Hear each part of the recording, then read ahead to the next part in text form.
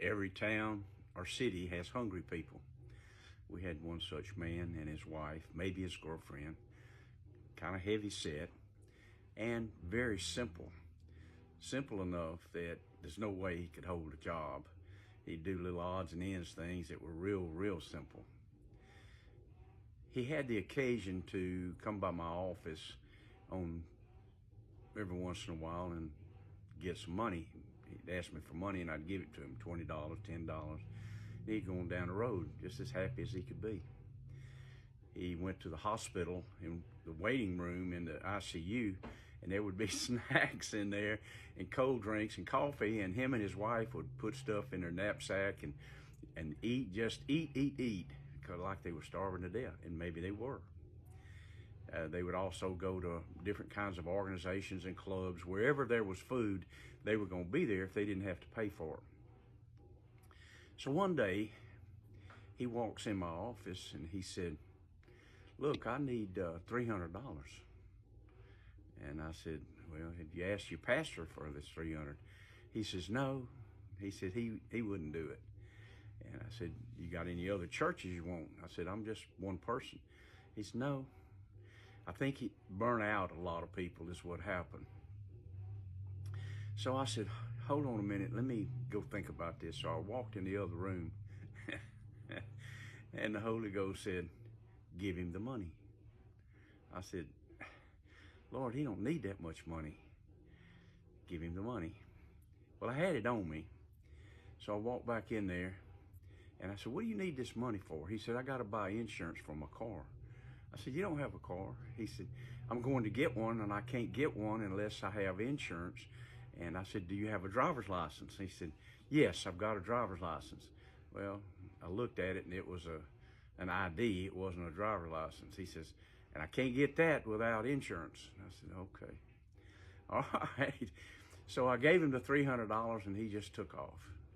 I dreaded seeing him coming around, but I walked back in my office and God said, "Because you obeyed my voice, I'm going to multiply you." Well, sure enough, he did. I could not believe it. Now, I wouldn't ordinarily be sympathetic toward somebody like that. But for insurance, when I knew he wasn't going to get a car and I knew he didn't really need the insurance, and the Lord spoke to me so clear. He said, "He's hungry."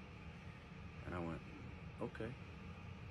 I felt better about it then because I felt like I had at least contributed to a worthy cause. He was hungry, and everybody needs to eat, even if they're overweight. So as days go by, I began to have people just come up to me and start putting money in my hand. Well, it was more than multiples of $300. And I'm going, wow. Because I obeyed his voice at one time for that $300. I need to sow generously.